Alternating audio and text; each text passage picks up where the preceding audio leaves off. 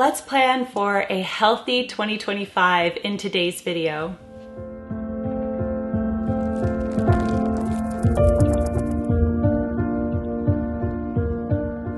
Hi everyone, Jennifer here, and welcome to the Daily Connoisseur. So today we're going to talk about healthy habits, the 4 pillars for me that I'm going to be focusing on in 2025, and that's going to be exercise, eating healthy, fasting, and rest. Now, it's highly ironic that I'm shooting this video because I have been so sick. I have not been this sick in years. I actually have pneumonia as I'm shooting this video, but I'm finally feeling better, and it's taken a while, but I have been sick for weeks. One thing I notice about when I'm sick is that I spend a lot of time plotting my comeback. Do you do this? Like, I'll be in bed and I'll just be like, okay, as soon as I feel better, I'm gonna go on a long walk, I'm gonna do this, I'm gonna eat that, because I cannot stand being sick. I just hate it. It's like everything has to stop, which for me sometimes is good. We're gonna talk about that when we get to rest. But I am never sick like that. So I've been plotting my comeback, and so that's what this video is going to talk about. How I'm going to build my healthy habits in 2025. So let's start off with exercise. And you know, exercise has always been my weak point. I have never been an exerciser, but I do what I can. And so the 3 areas that I'm focusing on for my exercise are going to be walking, rebounding, and weight training. So the walking is, you know, pretty self-explanatory. I like to go on long walks in my neighborhood, or sometimes hikes in the area. And so I plan to do that at least 3 to 4 times a week, you know, when I'm feeling better pretty soon. And just, I love walking. I always listen to an audiobook if I'm by myself, or if I'm with my family, then I just talk to them. So walking, rebounding, I love rebounding. I feel like rebounding keeps me young. It's like the fountain of youth. It's something I do almost every morning for at least 5 minutes, but 5 to 10 minutes. It drains my lymphatic system. It just keeps me so vibrant and young. That's how I feel anyway. I don't know if it's true, but that's how I feel. I love rebounding. I can't wait to get back into it.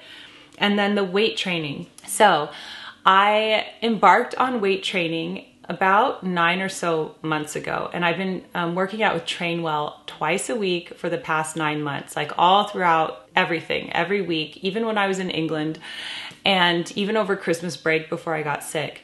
So I love Trainwell, and they sponsored this video, and they have a really cool offer. But let me tell you about them really quickly. So Trainwell is the ultimate one-on-one personal training service. Trainwell provides real human accountability and expert personalization, all in a convenient app. So I've been working out with them, like I said, for the past 9 months, and my trainer is Chris. She's awesome. She's like family to me, and she is so encouraging. She never feels pushy. I never feel like if I have to, postpone a workout, I don't feel judged by her. She's just there to encourage me and to give me like the education that I need on weight training.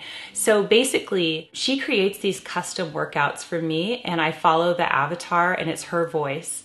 And I do these workouts and I love them. They never get boring because you never know what you're going to get. Each time it's a different workout, working different things, and I'm learning how to use weights properly. She's boosting my weights. So I was starting off with 5-pound weights, and now I'm doing 8-pound weights. Eventually we'll get to 10. I do the 15-pound kettlebell. This has been the missing component, and it's perfect for someone like me who does not want to go to the gym or doesn't have the time to go to the gym. I'm benefiting from this service so much. I'm learning the proper way to lift weights. It's keeping me consistent, and I feel like I'm building strength. So take the quiz to find your perfect trainer, and you get 14 days of free training when you use my link. Okay, let's talk about healthy eating. Here's my plan for 2025. I plan to meal prep a lot more than I have been doing. I've been finding myself so busy that I feel like I can't or haven't been meal prepping. But when I prep meats in advance, like if you just grill some chicken breasts, make some ground beef, cook some salmon, and store it properly in the fridge, it just makes the week so much easier. So I do plan to do more meal prepping, especially for salads, because I love having big salads with lots of toppings, but it can be a lot of work to like grate the carrot and, you know, chop the beet. But if you have it all prepared and you just need to assemble it, you're more likely to eat well throughout the week. Now, one strange side effect of being sick is that I completely lost my appetite, like had no desire to eat anything. So I'm trying to gain that back by making appetizing things that are also healthy. So there's that. And also, side note, I haven't wanted coffee. It's strange because I can give everything up except coffee, but I haven't even wanted it. Like I had coffee on Christmas Day and I was like repulsed by it. So that's weird. But I've been drinking a lot of herbal teas and things like that, green teas. I don't know. It's like, I have no idea if this is changing my taste for things. Let me know if you've had this experience in the comments down below, but it is so strange for me. Okay, let's talk about fasting. So I am still fasting while I've been ill. Like I mean, I don't even know what's happening. You know what I mean? But generally when I'm healthy, I'm still fasting. And I have gone through such a ride with fasting because I was doing 16/8 every day for years. And then after I read Dr. Mindy's book and I had my conversation with her, I decided to vary my fasts. And that changed things as well. I gained a little bit of weight when I did that. And also I wasn't quite sure what the purpose was of that. Like I know I talked to her about it in the video and you're supposed to like, it helps with hormones. But I think for me, just having the same fast is just what works for me. That was what was working. And so anyway, before I got sick, I was really just loving my early dinners. And so I'm going to continue that in the new year. I love fasting. You can't take it from me. Like I love it. And basically fasting is just discipline for me. It's like not trickling snacks into the evening, which I think is not good for anybody. So I will definitely be continuing my fasting. Sometimes I do really early dinners, like 3 o'clock, you know, if I want an extra long fast, but mostly it's like 5 o'clock, nothing after 5 o'clock. That's the way that I fast. I'm usually starting breakfast at 9 a.m. And then the final component for my healthy living plan for 2025 is probably the most important for me and the hardest to implement, which is crazy because it's just my own self stopping me from doing it, but it is resting. Resting. One thing I know from getting sick was that I do not rest enough. I go, and I know a lot of you can relate to this, but I just go, go, go, go, go. Honestly, like sometimes it's good for this to happen. Like if you get so sick, I was forced to lay in bed for days. I was in bed for like 5 days, not doing anything.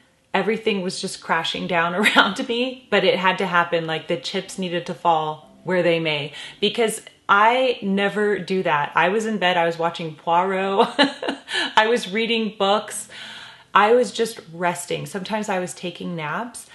And I was like thinking, I never do this. And that's bad. I need to regularly rest. So this is a public service announcement for all of you busy women, especially, who don't do this.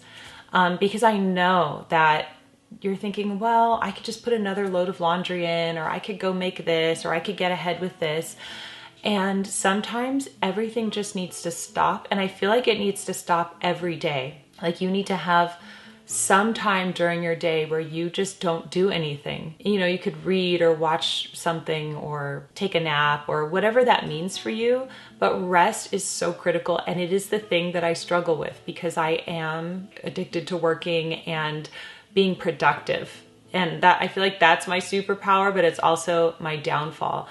So I've had a lot of time to think and just laying in bed thinking about this, and I plan to schedule rest in my planner every single day. It's going to be as important to me as any of these other things, if not more important. So if you watch my last video, that I filmed that right before everything went downhill. My word of the year are 2 words, and it's inner peace. And I chose that because this year I have the goal of regulating my nervous system, of resting, of not being so like stressed all the time, you know? So that's what I'm planning on doing, and just downtime, scheduling it into my planner. It's all part of the plan. So it's very simple. That's what I'm focusing on. I feel like all of those goals are very achievable for exercise, walking, rebounding, weight training. For healthy eating, we're gonna do meal preps and a lot of meal planning. That's how I'm going to implement it. For fasting, we're going to continue. I'm gonna love my early dinners, no snacking in the evenings, and resting is going to be huge. I'm going to implement it, and I'm hoping to see some major changes. I feel very optimistic about 2025, and you know, this plan is just helping me. So that's my comeback, and I would love to know about your healthy living ideas for 2025. How are you going to implement healthy habits into your life? Let us know in the comment section down below. I also want to thank Trainwell for sponsoring. Take your quiz to find your perfect trainer and get 14 days of free training when you use my link. Thank you so much for watching today, everyone, and I will see you in the next one. Goodbye.